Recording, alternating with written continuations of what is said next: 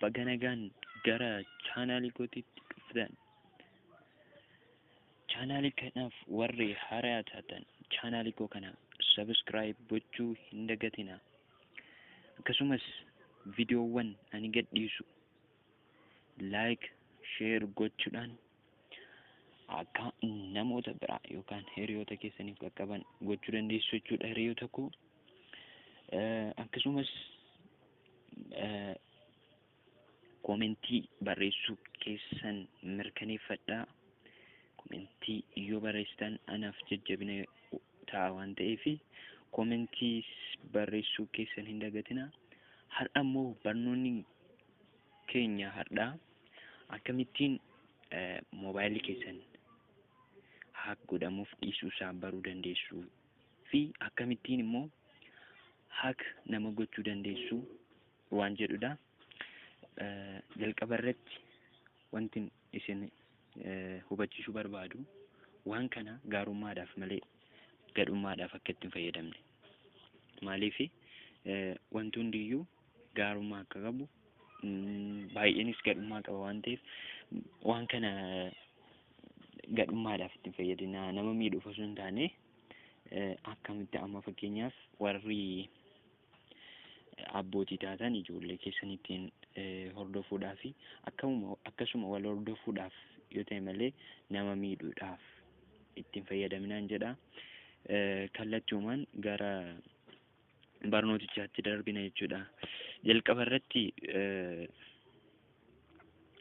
iddoo itti bilbila bilbilchaa nu galchu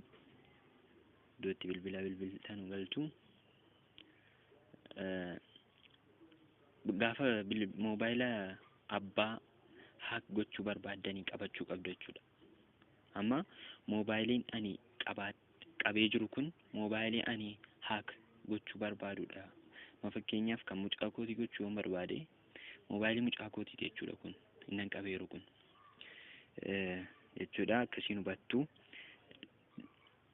Isa booda achirra dagallee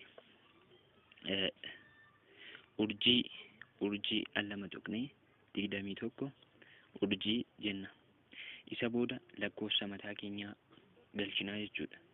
Amma fakkeenyaaf ani kan koo yoon galchee lakkoofsa mataa keenyaa galchina jechuudha.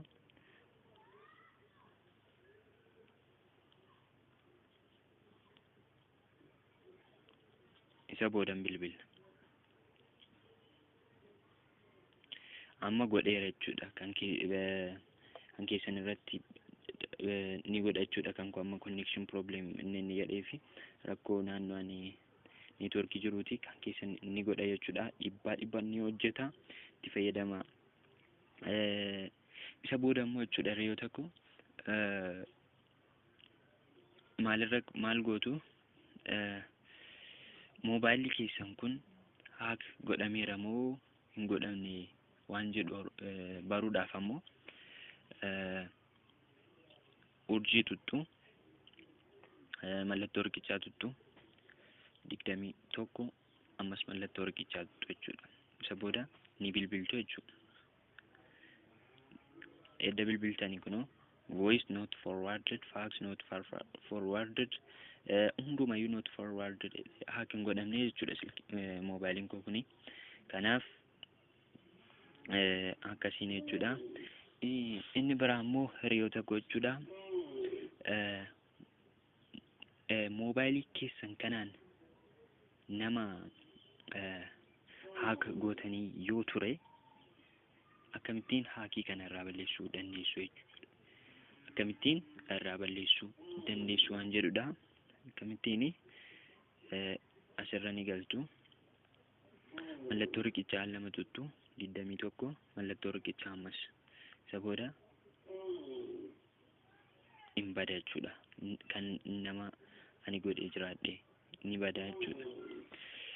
Iyyee barnoonni koo har'aa kanuma jechuudha. Viidiyoo haaraa amma walitti deebinutti galatoomaa isiniin jedha. Viidiyoo kana like share gochuu hin dagatina. Akkasumas subscribe gochuu keessan mirkaneeffadha. Galatoomaa.